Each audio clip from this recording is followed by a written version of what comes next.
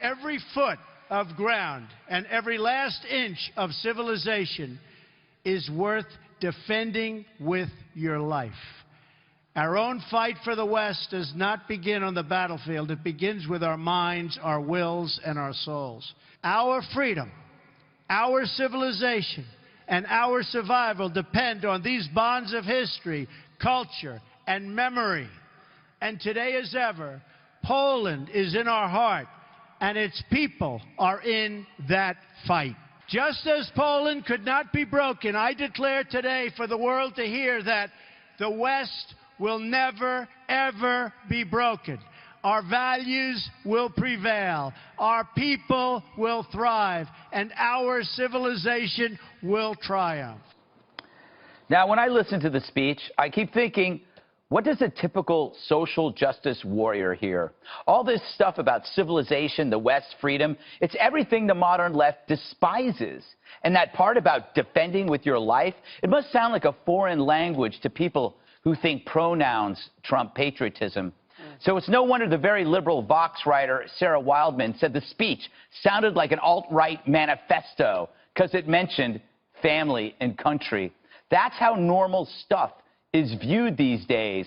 It's got to be weird for leftists to hear a man championing the right to pursue a better life, free from pernicious ideologies that seek to limit freedom, that seek to punish you.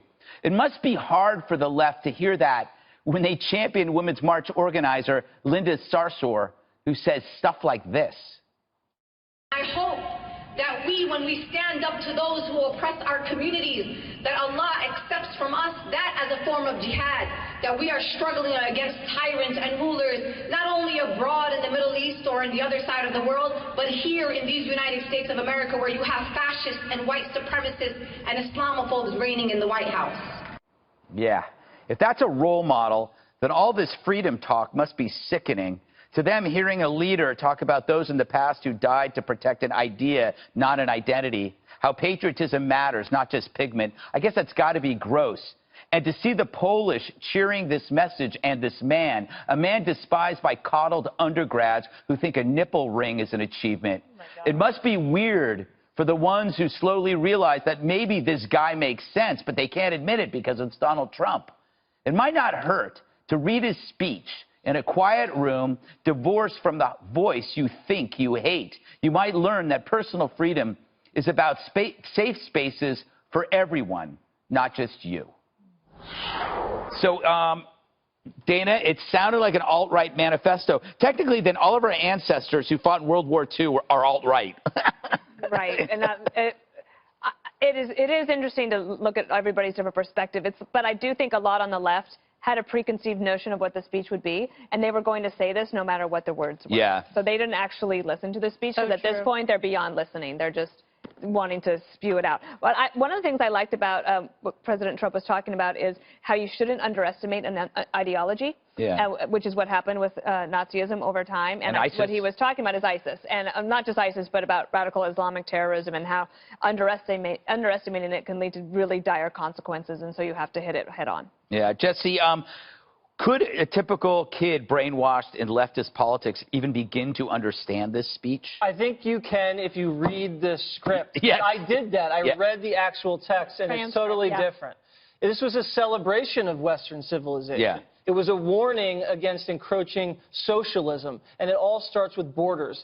This was a celebration of borders. If you're a Polish citizen and your country has been invaded and your borders have been erased, it's still your land, Donald Trump was saying. And from that land comes culture and comes history and comes pride. And I think that's something worthy to celebrate. But it was also about freedom and God, which the left hates. And I said this before, he ties in America's arc of history with Poland's arc of history, fighting the Nazis and the communists and all of those oppressive people. But the commonality is the belief in God. And I think that's something that's very important. And then he tied it all together and he says, these are the goals of the West. Our goal is to defeat and destroy ISIS. Our goal is to defend our civilization. And then he did this kind of nifty pivot where he tied it into draining the swamp. Yeah. And he says these rules and regulations, you know, it's not about that. And it's not about the powerful, it's about the people. And he brought himself down to the streets. And we talked about that just a moment ago. And I think that's where he really connected. And you heard those chants, Donald Trump, Donald Trump.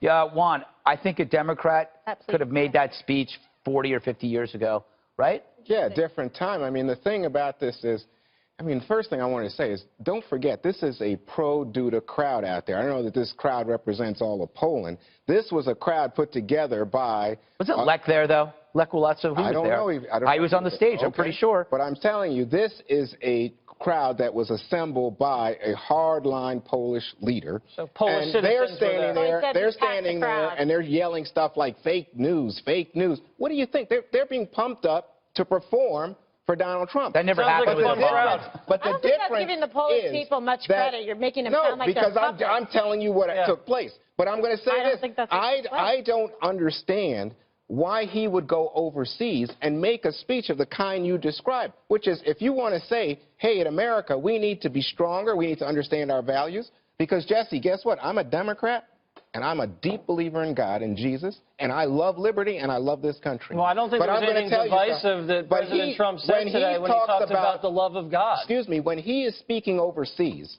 and he talks about America first and ethnocentricity in the way that he did, I think it strikes world leaders, because he's not speaking to an American audience. He's speaking to the world as, oh, America's pulling back, and America's going to look out for America, and forget about the global alliance. KG, can you respond to Juan? He never said that today. Yeah, he's claiming it was ethnocentric. Yeah, I don't think it was ethnocentric at all. And in fact, again, just if you read the transcript, you actually look at what the president said instead of selectively kind of editing and what you think that he said and trying to, like, change it up. One of the things I thought that was most powerful was the prerequisite for the success of Western civilization is not material riches, economic prosperity, and military might on their own are not sufficient. Then he goes on to discuss about the confidence in core Western values such as free speech, the equality of women, respect for individual rights, the rule of law, and the affirmation of faith and family. That should have been fine for the left, and it should be really well accepted for people of faith and people of religious background, be it Democrat or Republican. Well, when he's going after the intelligence agencies and the news media, I think, boy, Vladimir Putin, he must think, gosh, this is great. Especially when he then criticized Vladimir Putin pretty strongly. We'll talk about that later, though, America.